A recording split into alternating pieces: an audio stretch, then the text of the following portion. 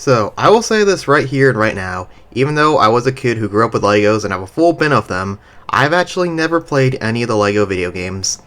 Yeah, I know. It's because I didn't seriously get into video games till I was 11, and I never really had any Lego games, or none of my friends really played them. But they were the shit in the late 2000s and 2010s. Traveler's Tales, the company that would create Lego games, would make sometimes even 5 every year. Even though right now they're not as popular as they were, there's usually still at least some Lego games every once in a while that everyone can play. Now, the popularity of these games did really start with LEGO Star Wars, made by Traveler's Tales. They actually were not the first LEGO games. There were actually many LEGO games before this, but the first one that people truly remember and like is LEGO Island, that was released in 1997 for the PC.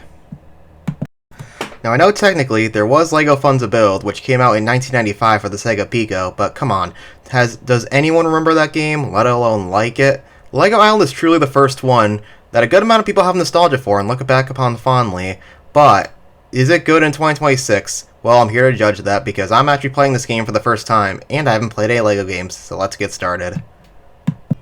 So the game starts off with the classic LEGO intro, as well as the intro for the company that this was created by. We are then presented with this amazing Oscar-worthy cinematic. Like, seriously, this is a lot of effort for 1997. I mean, sure, it's kind of laggy, but hey, it has charm, and it really does get you excited to play the game. Hello! Hola! Welcome! Bienvenue! Konnichiwa! Aloha! How you doing? Yo! And in any language... What the f*** is this game? After this weird guy introduces himself, we then are greeted with the character select screen. We can choose a various amount of characters, but I chose to play as Pepper because playing as him can trigger the game's story. Which, side note, Pepper has a job, yet he sounds like a really young kid. Like, are there any child labor laws on LEGO Island? So after that, the game begins. It plays from a first-person point of view, and you use the arrow keys to move. Now, it's not the greatest feeling ever, since it's kind of hard to make precise movements, but for what it is, it's fine, and it's kind of weird that the mouse is the only button you use in this. But I'm not going to complain since the game was designed around this. But yeah, it kind of feels weird that none of the arrow keys actually do anything in this game. So the object of the game is that you can move around at your free will. LEGO Island is free to explore, so it's sort of like Tears of the Kingdom, but you can actually choose to do the story if you want, which is kind of fun. You can also click on people to change their appearances, like Pepper is a dick. Come on. How can you even do that? You can also deliver pizzas to people and build your own race car. Like, is Pepper working a dead-end job when he could build stuff like cars on his own and he can race in a contest? Like, what the fuck? He isn't even old enough to drive. And what is this underground track? Like, there's fire everywhere, firefighters appearing and disappearing at random. Like, and this giant squid, why is it there? No reason. Like, come on. Oh, it's you! You're not under arrest. But wait, I'm watching you. You're probably here to build the helicopter. Did that cop just threaten to arrest a random person, but stopped when he was someone he knew? Come on, what is LEGO Island? And lady, you're way too close to me! One thing I think you've realized by now is that the voice acting in this game is kind of crappy. But it was the 90s, and it does kind of add some charm to this game. Like, this game is quite ambitious for its time, allowing a completely free world where you can do whatever you want, interact with who you want, and it oddly feels like a very lived-in world. You know, I said playing as Pepper can trigger the game's story. Well, I might as well talk about it right now. So this is this criminal in jail called the Brickster, and apparently he's the most dangerous man on the island.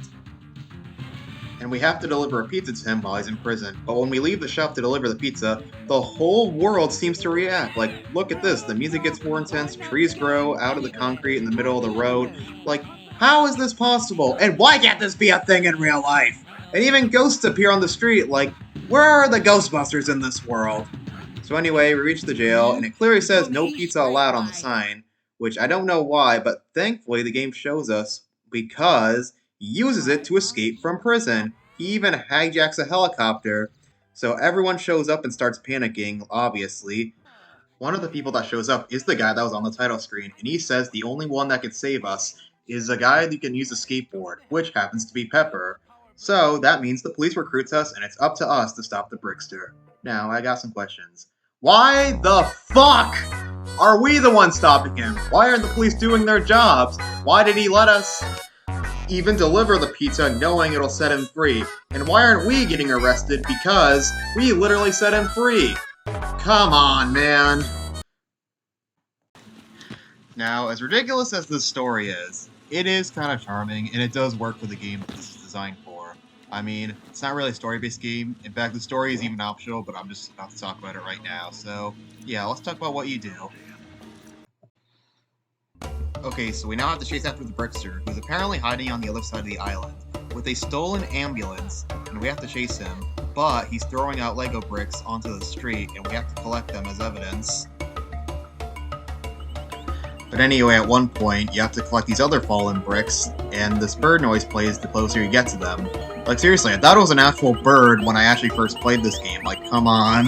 Some of these pieces are put in hard-to-play spots. Like, on my second playthrough of this game, this piece in particular was in a different spot. Like, seriously, it wasn't here before. But other than that, this stuff is fine. It's okay.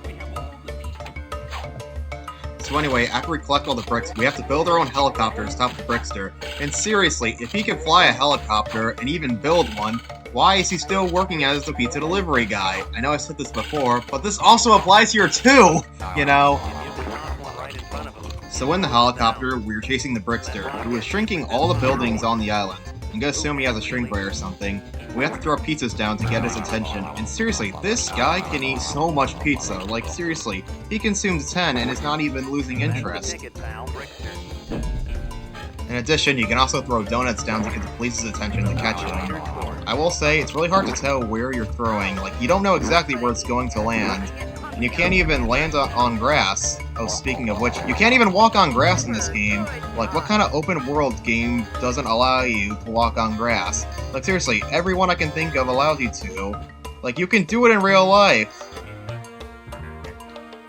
But back to the chase, sometimes it's a little frustrating trying to get the Brickster cornered, because sometimes I can throw a pizza and he just doesn't come for it.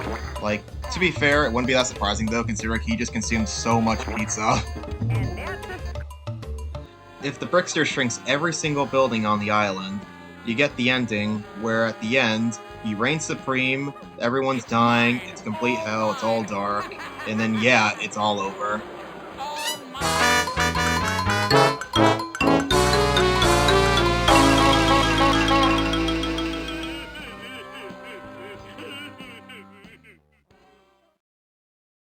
Well, it's not as bad as it looks. Well, maybe it... Okay, well, I forgot. There is a happy ending. There's an ending where the Brickster does get arrested and everyone celebrates Pepper as the hero of the island. Let's just ignore the fact that he did release the Brickster, but you know what they say.